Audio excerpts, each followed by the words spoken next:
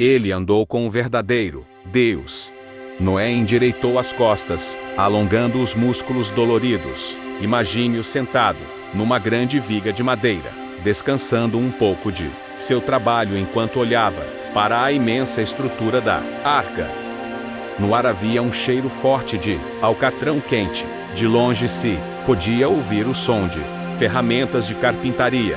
De onde estava sentado, Noé podia ver seus filhos trabalhando arduamente em várias partes da grande estrutura de madeira. Já fazia décadas que seus filhos, suas noras e sua querida esposa trabalhavam com ele nesse projeto. Eles tinham feito bastante coisas, mas ainda havia muito o que fazer. As pessoas da região achavam que eles eram loucos. Quanto mais a arca tomava forma, mais as pessoas riam da ideia de um dilúvio cobrir a terra inteira. A catástrofe sobre a qual Noé os avisava parecia tão improvável, tão absurda. Eles mal podiam acreditar que um homem pudesse desperdiçar sua vida e a vida de sua família num trabalho tão sem sentido. Mas o Deus de Noé tinha uma opinião bem diferente a respeito desse homem. A palavra de Deus diz: Noé andou com o verdadeiro Deus. Leia Gênesis 6, 9. Que isso quer dizer? Não que Deus andou na terra, nem que Noé de alguma forma foi para o céu. Pelo contrário, Noé era tão obediente ao seu Deus e o amava tanto que era como se ele e o verdadeiro Deus andassem lado a lado como amigos. Milhares de anos depois, a Bíblia disse sobre Noé: por intermédio de sua fé, ele condenou o mundo. Hebreus 11, 7. Como ele fez isso? Que podemos aprender de sua fé? Um homem sem defeito. Número. Mundo violento. Noé foi criado num mundo que estava rapidamente passando de mal a pior. Já estava ruim nos dias de seu bisavô Enoque, outro homem justo que andou com Deus. Enoque tinha predito que um dia de julgamento estava para vir sobre os ímpios daquele mundo. Agora, nos dias de Noé, a maldade estava ainda pior.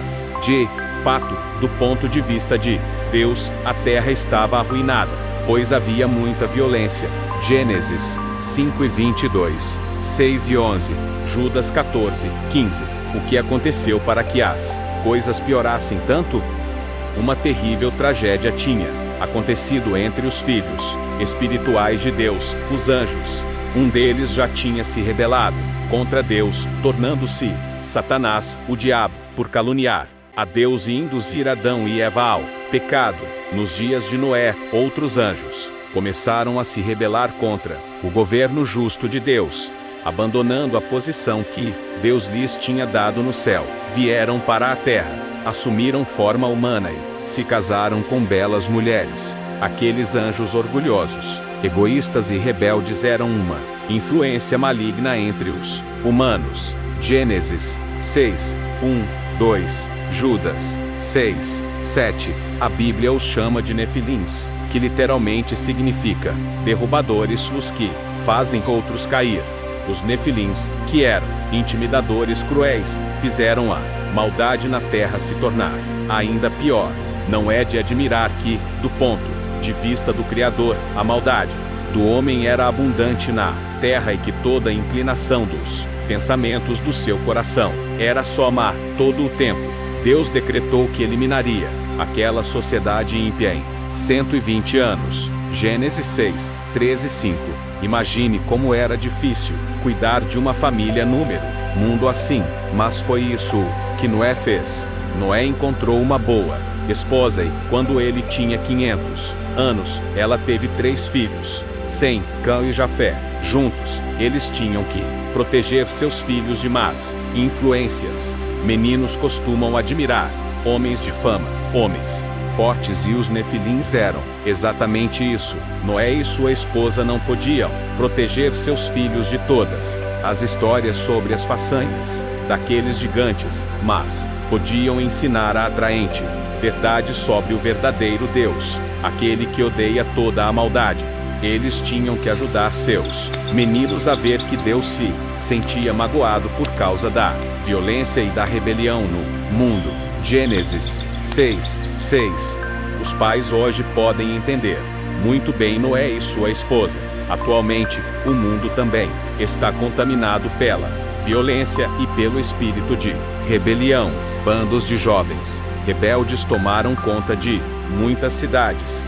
Até mesmo o entretenimento para crianças está repleto de violência. Pais sábios fazem tudo o que podem para lutar contra essas influências por ensinar seus filhos sobre o Deus de paz, que um dia acabará com toda a violência. Salmos 11:5, 37, 10, 11. É possível ter bons resultados. Noé e sua esposa foram bem-sucedidos. Seus filhos se tornaram homens bons e se casaram com mulheres que também queriam colocar o verdadeiro Deus em primeiro lugar na vida.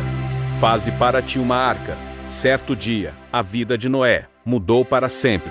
Deus falou a esse servo amado sobre seu propósito de destruir o mundo daqueles dias. Deus ordenou a Noé: faze para ti uma arca da madeira de uma árvore resinosa. Gênesis 6:14. Essa arca não era um navio, como alguns acham. Não tinha proa, popa, quilha nem leme. Era basicamente um grande baú, ou caixa. Deus forneceu a Noé as dimensões exatas da arca, alguns detalhes sobre seu projeto e orientações para revestir a arca de alcatrão por dentro e por fora. E disse a Noé o motivo: eis que estou trazendo o dilúvio de águas sobre a terra. Tudo o que há na terra expirará. Mas Deus fez o seguinte pacto, ou acordo formal, com Noé: terás de entrar na arca, tu e teus filhos, e tua esposa, e as esposas de teus filhos, contigo. Noé também devia levar representantes de todos os tipos de animais. Apenas os que estivessem dentro da arca sobreviveriam ao dilúvio. Gênesis 6:17-20. Noé tinha diante de si uma tarefa gigantesca. A arca seria enorme, uns 133 metros de comprimento, 22 metros de largura e 13 metros de altura. Era muito maior do que as maiores embarcações de madeira construídas até hoje. Será que Noé tentou se livrar dessa designação, reclamou de seus desafios ou alterou-os detalhes para facilitar as coisas para ele? A Bíblia responde: Noé passou a fazer segundo tudo o que Deus lhe mandara. Fez exatamente assim. Gênesis 6:22. A construção durou décadas, talvez de 40 a 50 anos. Havia árvores para derrubar, toras para arrastar, vigas para cortar, moldar e encaixar. A arca teria 3 pavimentos, ou convéses, vários compartimentos e uma porta lateral. Também teria janelas no alto, ao longo dos 4 lados, bem como um telhado de 2 águas com uma leve inclinação para que a água escorresse. Gênesis 6:14 e 16. Conforme os anos passavam e a arca tomava forma, Noé deve ter ficado muito feliz com o apoio de sua família. Havia outro aspecto do trabalho que pode ter sido ainda mais desafiador do que construir a arca. A Bíblia diz que Noé era um pregador da justiça. Leia 2 Pedro 2:5. Assim, ele corajosamente tomou a liderança em avisar aquela sociedade ímpia e perversa sobre a destruição que estava para acontecer. Qual foi a reação das pessoas? Mais tarde, Jesus Cristo disse que as pessoas daquela época não fizeram caso. Ele disse que elas estavam tão envolvidas com as coisas do dia a dia, como comer, beber e casar, que não deram nenhuma atenção a Noé. Mateus 24:37-39. Sem dúvida, muitos zombaram dele e de sua família. Alguns talvez o tenham ameaçado e se oposto a ele violentamente. Talvez tenham até mesmo tentado impedir a construção da arca. Mas Noé e sua família nunca desistiram, apesar de viverem num mundo que considerava o principal objetivo da vida deles algo sem importância, sem sentido. e tolo, eles continuaram a realizar o seu trabalho fielmente. Assim, as famílias cristãs hoje podem aprender muito da fé de Noé e sua família. Afinal, vivemos no que a Bíblia chama de últimos dias deste sistema mundial. 2 Timóteo 3:1. Jesus disse que nossa época seria exatamente como a época em que Noé construiu a arca. O mundo reage à mensagem sobre o reino de Deus com apatia, zombaria ou mesmo perseguição. Por isso, é bom que os cristãos se lembrem de Noé, pois não são os primeiros a enfrentar desafios como esses. Entra na arca.